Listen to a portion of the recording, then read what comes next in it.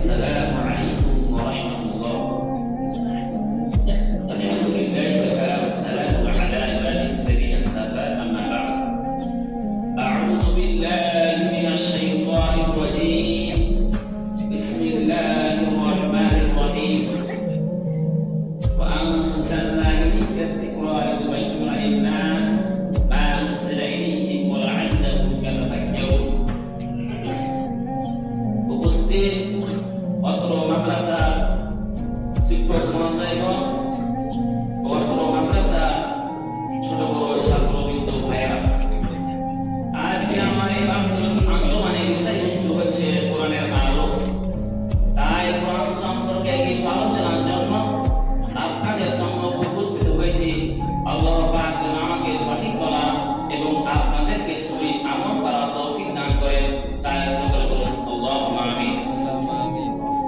প্রিয় ভাই সকল, মহান আল্লাহ তাআলা কেন কোরআন অবতীর্ণ করেছেন, রাসূল সাল্লাল্লাহু আলাইহি ওয়াসাল্লামকে কেন পাঠিয়েছেন, রাসূল সাল্লাল্লাহু আলাইহি ওয়াসাল্লামের কাজ কি ছিল?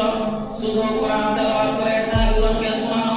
মহান আল্লাহর উদ্দেশ্য যদি তাই হতো, তাহলে তিনি আসমান থেকে কোরআন তুলে দিতে পারতেন, কোনো ফেরেশতার মাধ্যমে লিখিত আকারে জনগণের পড়তে পারতেন, কিন্তু তিনি তা করেননি। তিনি একজন মানুষ পাঠিয়েছেন।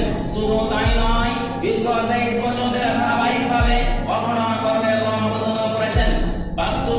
বাস্তবতা এটাই যে রাসূল সাল্লাল্লাহু আলাইহি ওয়াসাল্লাম কাজ শুধু কোরআন তেলাওয়াত করে সাহাবীদেরকে শুনিয়ে দেওয়া ছিল না, তা পুরোপুরি বুঝিয়ে দেওয়া ছিল। তাই তো মহান আল্লাহ তাআলা বলেন, সুম্মা ইন্না আলাইনা বায়ানা, অতঃপর কোরআনের ব্যাখ্যা বুঝিয়ে দেওয়া দায়িত্ব আমাদের উপর।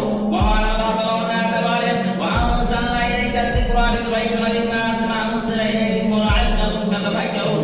আমি আপনাদের প্রতি নাযিল করেছি যে যাতে করে আপনি মানুষদেরকে সুন্দর ব্যাখ্যা করে বুঝিয়ে দিতে পারেন এবং তারা চিন্তাশীল হয়। প্রিয় ভাই সকল, এই আয়াত নিয়ে যদি একটু গভীরভাবে ভাবা যায়, তাহলে বোঝা যাবে যে মহান আল্লাহ তাআলা কোরআন অবতীর্ণকারীকে সমর্থিত করেছেন। মহান আল্লাহ তাআলা বলেন, কামা আরসালনা ফীকুম রাসূলান মিনকুম ইয়াতলু আলাইহিম আয়াতিনা ওয়া ইউযাক্কিকুম ওয়া ইউআল্লিমুকুমুল কিতাবা ওয়াল হিকমা। আমি তোমাদের মধ্যে থেকে একজন রাসূল নাযিল করেছি যাতে করে তোমাদেরকে পবিত্র করে এবং তোমাদেরকে শিক্ষা দেয় কিতাব ও হিকমা। প্রিয় ভাই সকল, এই কোরআনকে নির্মূল করে দেওয়ার জন্য অনেকবার অনেক প্রচেষ্টা চালিয়েছে, কিন্তু আজ পর্যন্ত কেউ তাকে নির্মূল করতে পারেনি। আর কিয়ামত পর্যন্ত পারবে ইনশাআল্লাহ।